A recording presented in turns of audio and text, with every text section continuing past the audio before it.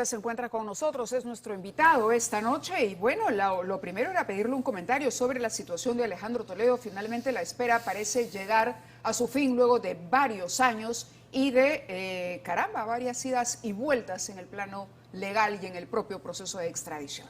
A mí me llama mucho la atención que Alejandro Toledo, habiendo vivido tantos años en Estados Unidos, no se haya dado cuenta que tarde o temprano la extradición se iba a conceder. Me llama la atención que teniendo además los cargos tan graves imputados aquí y que además es una corrupción global, internacional, hay que recordar que Odebrecht, el escándalo de Odebrecht surge en Estados Unidos, no surge en el Perú ni en el Brasil, surge en Estados Unidos. Se destapa en Estados Unidos, se da a conocer. Así es. Y es a raíz, me parece, 2016, diciembre de 2016, y a partir de ahí ya empieza a revelarse en los países que habían estado involucrados. Pero lo curioso es que no surge, como bien lo dices, en Estados Unidos por una coima en Estados Unidos, no, sino porque utilizaban bancos americanos para pagar coimas en América Latina. Entonces, detectan esta famoso dinero negro que circula por Estados Unidos y recién ahí intervienen y se dan cuenta que evidentemente se trata de usar una vía norteamericana para lavar dinero y introducirlo y pagar coimas en toda América Latina, en Panamá, en Perú, etc. Entonces, eso es lo que surge allá. Si en Estados Unidos surge eso, era imposible pensar, como Toledo pensó, que Estados Unidos no lo iba a extraditar por un asunto de Odebrecht que surge precisamente en los Estados Unidos. ¿Fue congresista cuando Toledo era presidente? ¿Sí? ¿Estuvo usted en el Congreso? No, yo he sido congresista a partir del 2006. Toledo terminó el 2006. Toledo, termina el 2006. Ahora, el papel de Alejandro Toledo, y ahí la importancia de la noticia que hoy estamos desarrollando, después del gobierno de Alberto Fujimori, después de lo que vimos sobre la corrupción de Alberto Fujimori, la aparición de este nuevo caudillo, la marcha de los cuatro suyos, hacía suponer que se podía adecentar la política peruana luego de lo que habíamos vivido y a los niveles a los que había llegado Vladimiro Montesinos con Alberto Fujimori. Sin embargo, al cabo del tiempo, Alejandro Toledo se convirtió casi en una caricatura de lo que había sido en sus inicios, al punto de haber inventado una serie de teorías y de explicaciones de lo más insólitas para justificar el movimiento de los dineros y la compra de los inmuebles que finalmente le permitió a la Fiscalía seguir el dinero, ¿no? Y encontrar precisamente el monto de esta coima pagada por Odebrecht, que hasta el momento me parece es la más alta que se le ha pagado a un presidente, por lo menos de este lado del mundo. Toledo dijo algunas cosas. Vamos a escuchar parte de lo que dijo Toledo y luego vamos con el documento de la Corte. Vamos con el documento de la Corte, entonces. Este es el documento que luego de conocerse que la Corte de Apelaciones no concede la medida de suspensión a la extradición de Toledo, los fiscales de Estados Unidos le están solicitando al juez Hickson la detención, ojo, del presidente, del expresidente, en consecuencia de conformidad, dice, ¿no? Y se cita la norma, la Corte garantiza que Toledo sea internado en una cárcel apropiada donde permanecerá hasta que se haga entrega a las autoridades peruanas. El tribunal revoca, y he aquí el punto más importante, la fianza de Toledo y lo devuelve a la custodia de U.S. Marshal. El tribunal ordena a Toledo que se entregue al alguacil el 7 de abril de 2023 a las 9 de la mañana en la dirección que aparece ahí en San Francisco, California, piso 20. 7 de abril es pasado mañana. Claro, hoy es 5, una fecha de mala recordación. Fue el día que Chile le declara la guerra al Perú y años después, muchos años después, el día que Fujimori decide cerrar el Congreso. Así que son fechas muy malas, ¿no? Sí, yo quería pedirle una reflexión sobre lo que decía antes, ¿no? Cómo finalmente estos gobiernos que prometían, empezando por Toledo, cuando gana las elecciones, luego además del intento de Fujimori de permanecer en el poder por 5 años más, Cuando Toledo gana, caramba, le devuelve de alguna manera la esperanza al país en la posibilidad de adecentar la política peruana. Y fíjense ustedes, al final, esa historia cómo ha concluido. Silvana Carrión es la procuradora ad hoc para este caso, para el caso Lavallato, y con ella nos enlazamos de inmediato para conocer cuáles son las implicancias desde el lado de la Procuraduría que calcula lo que es la reparación al Estado en la situación del expresidente Toledo. Silvana, muy buenas noches. Mávila, muy buenas noches. Bien, ¿cuál es el pedido que ha hecho la Procuraduría? ¿Qué le espera al señor Toledo aquí en nuestro país desde el balance que hace la Procuraduría y el cálculo de la reparación civil por la corrupción con Odebrecht durante su gobierno, concretamente el tema de la carretera interoceánica? Sí, el señor Toledo en este proyecto, o en este caso, él ya está acusado a más de 20 años de pena privativa de libertad por parte de la Fiscalía por los delitos de lavado de activos y colusión. Contra esa acusación o en ese caso, la Procuraduría ha planteado una reparación civil de aproximadamente 1.500 millones de soles contra todos los investigados que están comprendidos en este caso, incluyendo naturalmente al señor Alejandro Toledo. Claro, él encabezaría eso, pero ¿quiénes más están comprendidos en este caso? ¿La situación de la señora Karp es similar? ¿Ella forma parte de esto? No, la señora Karp no forma parte de este caso sobre el proyecto Interoceánica. Ella está más bien implicada en el caso Ecoteva, que es otro proceso penal. En este proceso Interoceánica no, pero en este proceso están investigados además otros funcionarios públicos vinculados a Proinversión, algunos colaboradores que fueron en su momento el señor Joseph Maiman, ¿no? También vienen siendo investigados en este caso, y son más o menos 30 personas las que están siendo investigadas y que han sido acusadas por parte de la Fiscalía, ¿no? Contra todas ellas se ha dirigido la pretensión civil por parte de la Procuraduría. De acuerdo. Silvana, si no se entregara Toledo en el plazo que se le ha dispuesto, el viernes por la mañana, él mantiene un grillete ahora, pero ¿qué pasa si Toledo decidiera eludir la justicia y no hacer caso? ¿Qué podría ocurrir? La orden del juez Hickson ha sido bastante clara y enfática, además, debo de resaltar, al indicar que el señor Toledo debe entregarse este viernes efectivamente a las 9 de la mañana. Si no lo hiciera, entonces los alguaciles o el órgano de policía queda habilitado para poder apresarlo. Y señala también la orden que será ingresado a una cárcel, a un establecimiento penitenciario adecuado, señala la orden. El señor Toledo será ingresado a un establecimiento penitenciario a la espera de que las autoridades peruanas, digamos, se presenten para poder trasladarlo a nuestro país, ¿no? Le preguntaba, Silvana, si usted sabía o tenía la certeza de que Toledo porta un grillete, porque también existe la posibilidad, conociendo los antecedentes del señor Toledo, de que de pronto simplemente no se entregue o desaparezca, porque la orden de detenerlo correría a partir del vencimiento del plazo para la entrega. Sí, correcto. El señor Toledo a la fecha tiene un grillete electrónico por la medida que dispuso también el propio juez Hickson. Él viene siendo monitoreado por el Pre-Trial Service, ¿no? que es el órgano que controla, monitorea los movimientos del señor Toledo.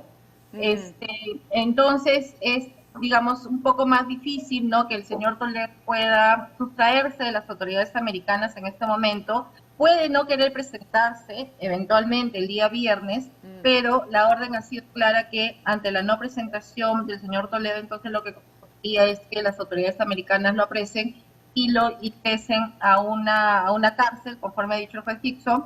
Y es más, el juez Hickson se ha anticipado, ya ha indicado que ante cualquier recurso, ¿no?, que el señor Toledo pretenda de aquí en adelante, porque ya se ha evaluado todo lo referido a su proceso de extradición, sería algo que no tendría asidero legal o no debería proceder, ¿no? Porque los abogados de Toledo, ante la primera orden que conocimos el día de hoy del 9º Circuito de California, anunciaron que iban a presentar algunos recursos en base a unos precedentes. Sí, estaba justo revisando la información. Ajá. pero el juez Hickson casualmente en su resolución, en su decisión, hace mención a esos anuncios que ha hecho la defensa del señor Toledo indicando que no procede, ¿no? ¿Por qué no lo Entonces, detienen de inmediato, Silvana, si es posible que nos explique? Entendemos que el juez Hickson lo que también, al indicar que hay un día, digamos, entre la orden y el momento que se debe entregar al señor Toledo, es también para que se organice, imagino, la comitiva que también se vive desde Perú para poder recibir, ¿no?, al señor Toledo y poder trasladarlo a nuestro país. Y también los trámites internos que deben hacer las autoridades americanas para poder apresar o detener al señor Toledo en caso sea necesario. Claro, lo entiendo. Cárcel, ¿no? Ahora, ¿de qué depende o qué tendría que hacer en este caso la parte peruana para agilizar la llegada del señor Toledo, si es que se puede agilizar? Y hablemos de plazos, ¿en cuánto tiempo lo podríamos tener aquí, en el Perú? La autoridad encargada del proceso, digamos, de extradición, ¿no? Aquí en nuestro país es la autoridad central del Ministerio Público. Entonces entendemos que ellos están organizando la comitiva para poder viajar. Tiene que integrar esta comitiva efectivos policiales de Interpol. Sería recomendable, ¿no?, que viaje algún fiscal del propio caso, que conoce el caso, para garantizar la seguridad, digamos, del señor Toledo. Nosotros creeríamos que también sería importante viaje al médico de medicina legal, ¿no?, para que garantice el traslado del señor Toledo y, digamos, pueda conocer que con seguridad y no hay nada que suceda en el camino mientras que el señor Toledo es trasladado. Sabemos que, o por lo menos se nos ha informado, que él sería trasladado en un avión comercial, ¿no? Ya, entonces, ahora, el tiempo de la llegada al margen de la conformación, que eso tiene que hacerse de inmediato, supongo. Le decía, siendo optimistas y cumpliendo con todo lo que se requiere hacer, ¿cuánto es el tiempo más corto?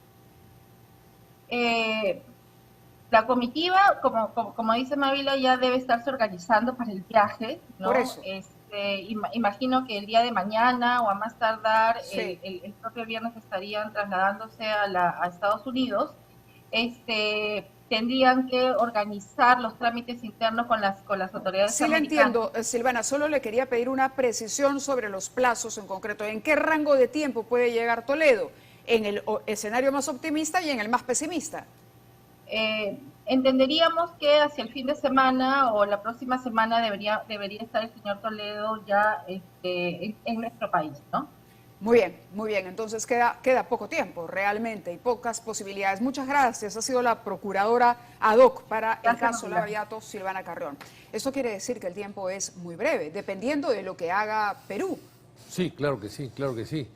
Pero a mí me llama la atención mucho que a Odebrecht le hayan pedido una indemnización, propina, casi una propina de 600 millones de soles, pagaderos en 15 años con un interés de 1%, y a Toledo le pidan 1.500 millones, 3 o 4 veces Pero más. no tendrá que ver con la colaboración del acuerdo que se firmó para que Odebrecht entregue información y que parte de esa información sirva pero precisamente esa para información no ha servido de mucho, lamentablemente. Yo creo que la colaboración eficaz y los tratos que se hicieron con Odebrecht, sigo creyendo, lo dije en su momento y lo sigo creyendo, que han sido leoninos para el Perú, ¿eh?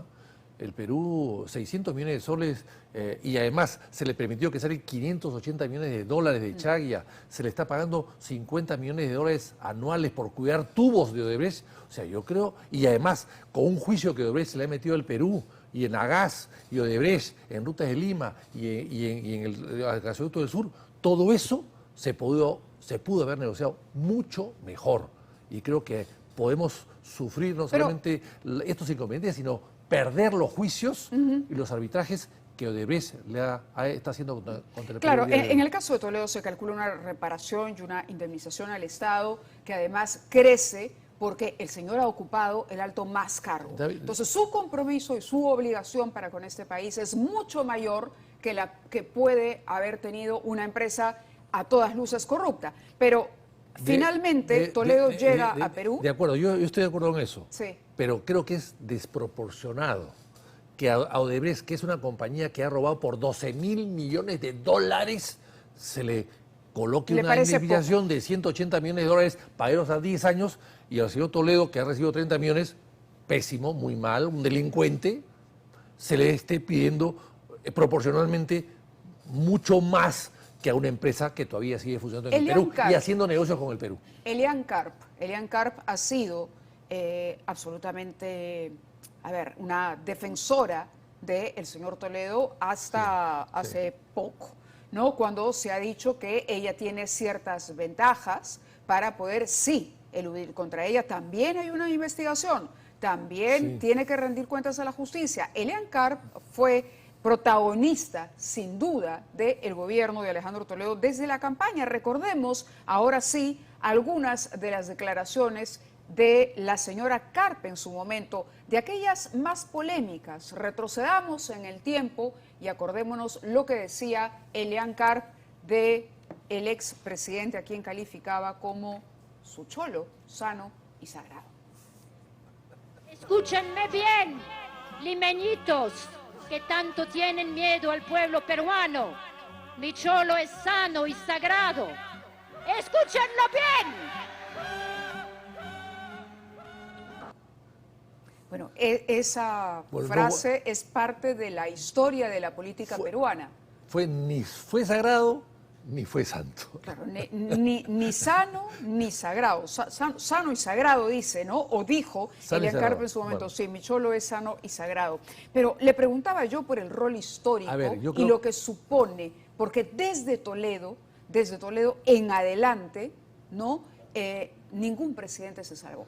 Así es. No solamente eso, sino que hemos visto en Elian Karp la primera dama quizás de los presidentes que ha tenido el Perú en todos los años, en 200 años de república, que ha intervenido tanto, siendo además ella extranjera, ha intervenido tanto en la política y en su marido, ¿no?